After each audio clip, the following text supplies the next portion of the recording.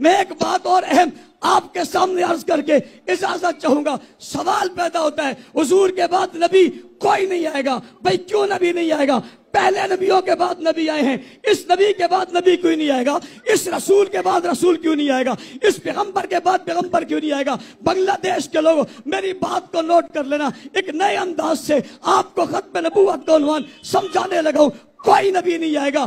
क्यों नहीं आएगा? कि अब नबी की जरूरत ही बाकी नहीं है। भाई नबी तो तब आता है जब नबी की जरूरत होती है। जरूरत कब होती है? जब दीन मिट जाता है, शरीयत मिट जाती है, तौहीद की बात खत्म हो जाती है, रिसालत की बात खत्म हो जाती है, सच्चाई वाला कोई नहीं रहता, हक वाला कोई नहीं रहता, उस पर उतरने वाली किताब महफूज नहीं रहती, उसकी बात पूरी नहीं रहती। फिर नया नबी आते हैं और बाबा मेरे नबी के जाने के बाद तो कोई चीज मिटी ही नहीं है, बल्कि हुजूर पर उतरी हुई हर चीज महफूज होती गई, बढ़ती चली गई, फैलती चली गई। जब हुजूर थे तो 9 लाख मुरब्बा मील पे इस्लाम की बात थी। पहले खलीफा आए तो 11 लाख, दूसरे आए तो 22 लाख, तीसरे आए तो 44 लाख, चौथे आए तो बात 44 लाख पे ही।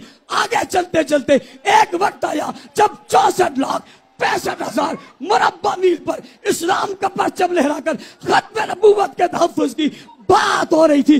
दुनिया को बताया जा रहा था नबी के आने के बाद उसका दीन बढ़ता चला जा रहा है। हुजूर की खत्म नबूवत के मन करो ऐलान सुन लो। 64 लाख 65,000 मुरब्बा मील उस वक्त का सबसे ज्यादा रकबा था जो फतह करके खत्म नबूवत की मिसाल दिया गया। अगली बात करता हूं, नबियों की एक है आदत, एक है इबादत। बाकी नबियों की पूरी इबादत भी मौजूद नहीं है, लेकिन सरवरे कौनैन की इबादत भी मौजूद है, आदात भी मौजूद है।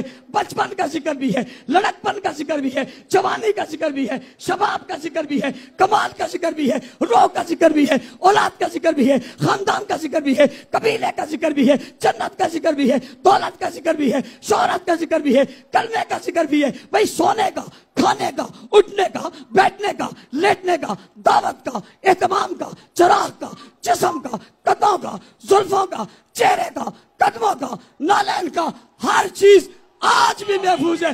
पूरी दुनिया में इतनी किसी की अजमत महफूज नहीं जितनी हुजूर की महफूज है। पूछने वाला पूछता है इसे महफूज किसने किया है? आखिरी जवाब देकर कहने लगा हूं, इसे महफूज करने वाली शख्सियत का नाम सहाबा है।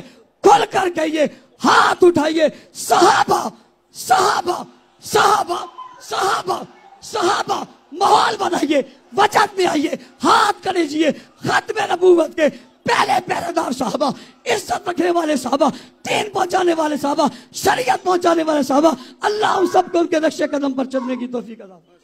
माशाअल्लाह, जज़ाकल्लाह।